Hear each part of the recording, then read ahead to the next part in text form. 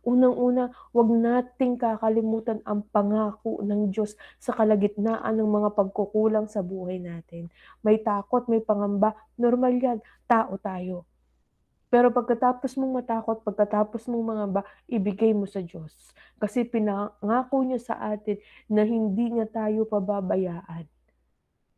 Kasi siguro naman sa hinaba-habahan ng panahon na nakilala natin ang Panginoon, hindi pa naman tayo nakakaalala ng panahon na tayo ay kanyang pinabayaan. Dahil kahit kailan, sabi nga ng kanta, hindi siya nagkulang. Hindi siya nagkulang. Kahit tayo ay may pagkukulang, ang Panginoon hinding-hindi magkukulang sa atin. Higit lalo sa panahon ng ating pangangailangan.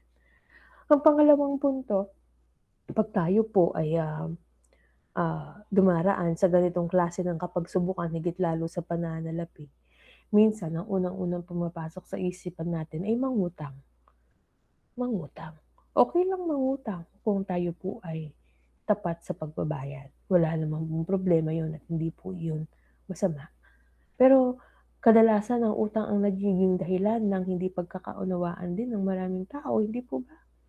Dahil isa ito sa mga bagay din na nakakapagod, sa totoo lang. Yung para bang ang kinikita mo napupunta lang sa pagbabayad mo ng utang. Yung interest pa lang, lubog na lubog ka na. Ito ang mensahe sa atin ng Panginoon. Dahil kapag ikaw ay nangutang, sisingilin ka at uutang ka ulit para bayaran ng iyong pinagkakautangan. Ay, hindi matatapos ang pangungutang. Sabi sa Proverbs 22:7, ang nangungutang ay alipin ng nagpapautang. Hindi layunin ng Diyos na mabuhay tayo sa pagkaalipin. Can I ask you something? Naniniwala po ba kayo na hindi tayo binuhay ng Diyos para maging alipin? Namatay Amen. sa krus para tayo po ay tubusin sa ating mga kasalanan. Kasama na po sa pagtubos niya ay ang pagbibigay sa atin ng isang buhay na ganap at kasiya-siya. Kinakailangan bago po tayo mag-isip na tayo ay magpaalipin sa pagkakautang, tayo po ay magsimulang bumalik sa pangako ng Panginoon at umasa na kapag ginawa natin ang mabuti, ginawa natin ang tama, ang Panginoon ang magpapala sa atin. Minsan ang hirap isipin, ang hirap ang hirap siyasatin kung papaano. Anong mangyayari? Paano ba natin makukuha yung mga pambayad natin sa utang? Kapatid, kapag ginawa mo na ang best mo, kapag ibinigay mo na ang lahat ng tapang, ng lakas at pagsisikap mo, hayaan mong ang Diyos ang gumawa ng paraan para sa'yo. Allow the Lord to rescue you. Allow the Lord to be your provider. Hayaan natin ang Panginoon ang pagmulan ng kasagutan sa ating mga pagkakautang. Kinakailangan masanay tayo na ang tulong natin nanggagaling sa Diyos. Hindi matatapos ang pagkakautang kung utang din ang ibabayad natin sa utang natin.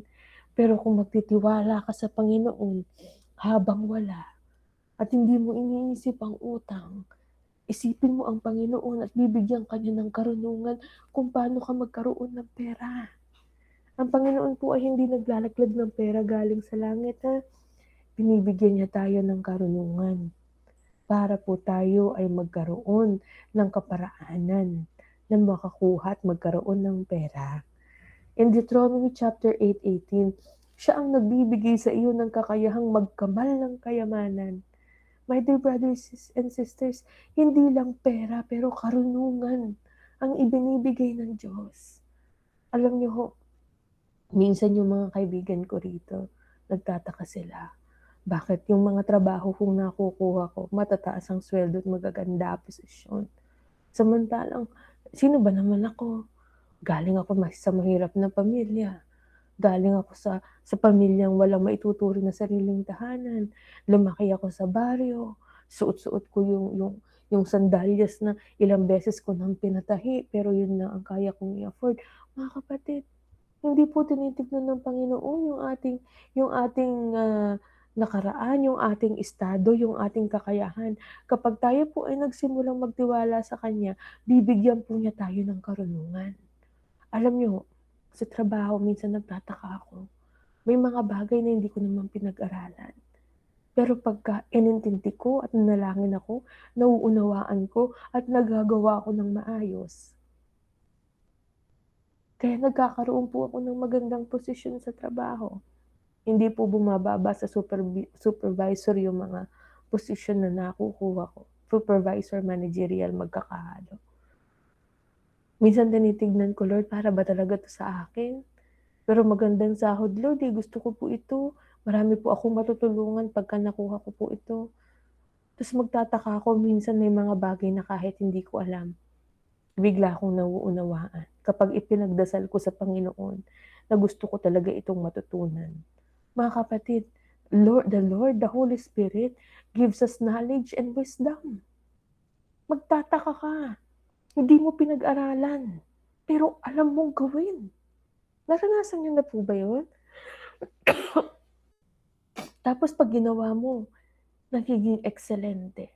Sapagkat ang Panginoon ay nangako na binabasbasan niya ang gawa ng ating mga kamay. Kaya kinakailangan sa lahat ng ating gagawin, idinudulog natin ito sa Panginoon, ipinagpapasa Diyos natin ito, ibinibigay natin ito sa Panginoon. Higit lalo kung ang puso natin ay nagnanasa na gusto nating makatulong kung kaya gusto nating makawala sa utang at gusto nating makawala sa kawalan ng salapi. May layunin ang kahirapan. Totoo naman, alam niyo kung ang Panginoon hindi ako pinadaan sa hirap, baka bulagsak ako ngayon. Baka hindi ako preacher ngayon. Baka walang kwenta yung buhay ko ngayon kung hindi ako dumaan sa hirap, sa totoo lang. Kasi tayo ay sinanay ng Panginoon kaya idinaan tayo sa hirap para 'wag nating makalimutan na ang Diyos ang siyang ating buhay. In Deuteronomy chapter 8:3, inalipin ka niya at pinaranas ng gutom upang turuan ka. Sapagkat kapatid, ang kakulangan ay paghahanda. Kasi kapagka dumanas ka ng hirap, pahahalagahan mo ang pera. Kapag dumanas ka ng hirap, pahahalagahan mo ang resources, ang biyaya ng Panginoon. Kapag dumanas ka ng hirap, hindi ka magdadamot. Kasi naranasan mo eh.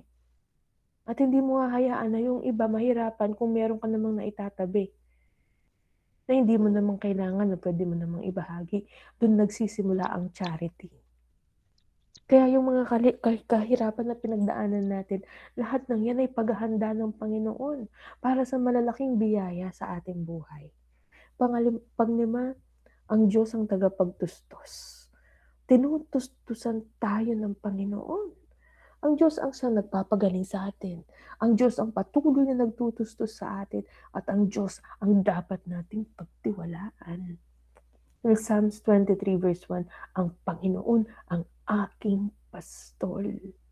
Hindi ako magkukulang. Nire-recite natin to halos araw-araw. But do you mean it? Do you really put that into your heart? Do you really believe that the Lord is your shepherd at hindi ka magkukulang? Ang Panginoon ang nagtutustos sa atin.